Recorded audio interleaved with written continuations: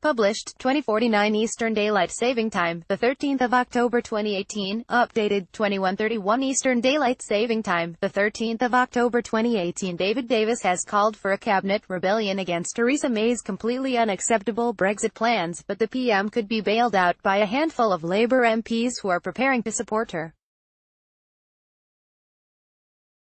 Former Brexit Secretary Mr Davis said ministers should exert their collective authority to thwart Mrs May's plans to keep Britain in the customs union and Northern Ireland in the single market until a trade deal is agreed. The PM has come under fire from the DUP, who believe the plan would split the UK, and from Tory colleagues who fear Britain will be tied to the customs union indefinitely, but as many as 15 Labour MPs who fear crashing out of the EU with no deal could back Mrs May in a Commons vote, The Independent reported. David Davis, pictured during the Conservative conference last month, said ministers should exert their collective authority to thwart Mrs May's plans to keep Britain in the customs union. The PM's backstop proposal is designed to ensure there is no hard Irish border.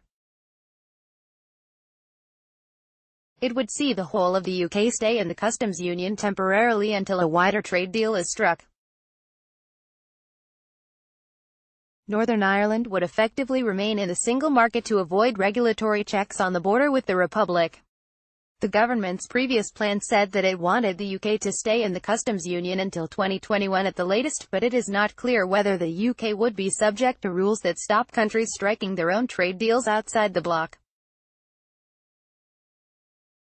It also remains to be seen whether free movement rules would still apply in Northern Ireland. The Common Travel Area already protects movement between Northern Ireland and the Republic. The blueprint would reduce friction on the Irish border but lead to greater checks across the Irish Sea. These would include health and sanitary inspections for animals and animal products. The backstop is designed to fall away when a wider trade pact is agreed, which Mrs May says should be based on her Chequers plan for a combined customs territory with the EU. The latest tensions between Mrs May and her colleagues come just days ahead of an EU summit on Wednesday. Writing in the Sunday Times, David Davis said, "This is one of the most fundamental decisions that government has taken in modern times." He said, "It is time for the cabinet to exert their collective authority.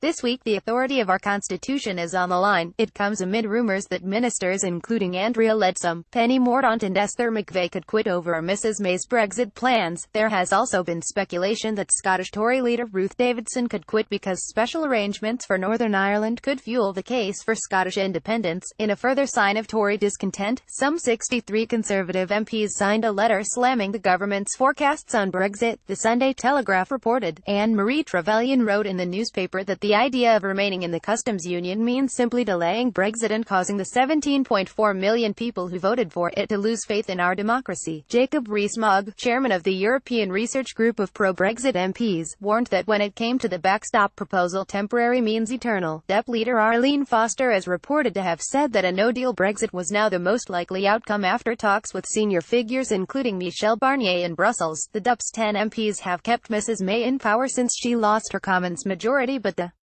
party has issued a series of threats to bring her down over Brexit. However, Mrs May could have a lifeline from Labour MPs reportedly willing to rebel against Jeremy Corbyn and prevent a no-deal Brexit. Some 15 Labour MPs could back the PM in a Commons vote as they fear a backlash from constituents if they are seen to be blocking a Brexit deal. Theresa May, pictured in London this week, could be bailed out by a handful of Labour MPs who are preparing to support her plans rather than allow Britain to leave with no Brexit deal. Rough Smith MP said, "If the option is voting for the deal or voting for something that would mean no deal, well, I'm not prepared to vote for no deal." Labour colleague Caroline Flint said, "I believe if there is a reasonable deal that stops us crashing out with no deal, we shouldn't rule it out." The latest row has centred on the nature of a backstop to keep the Irish border open if a wider UK-EU trade arrangement cannot resolve it.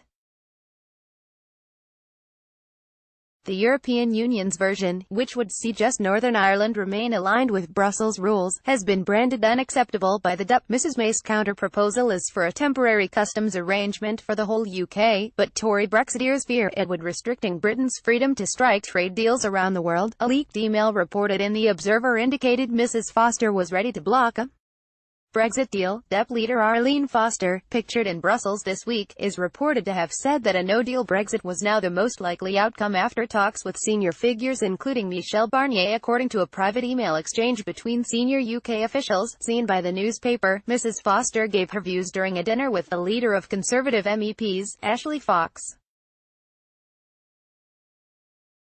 The leaked email said Mrs Foster described the EU's chief Brexit negotiator Mr Barnier as difficult and hostile and indicated the DUP were ready for a no-deal scenario, which she now believed was the likeliest one. Meanwhile, a German newspaper reported that a Brexit deal could be agreed by negotiators in Brussels in secret on Sunday before being presented to the British government next week. Internal documents, believed to be from the team working under chief EU negotiator Michel Barnier, had a timetable suggesting a deal could be reached today. The document listed on its timetable for Sunday, nothing made public. In theory, according to the same timetable, the deal would be presented to the British government for approval on Monday ahead of the EU summit.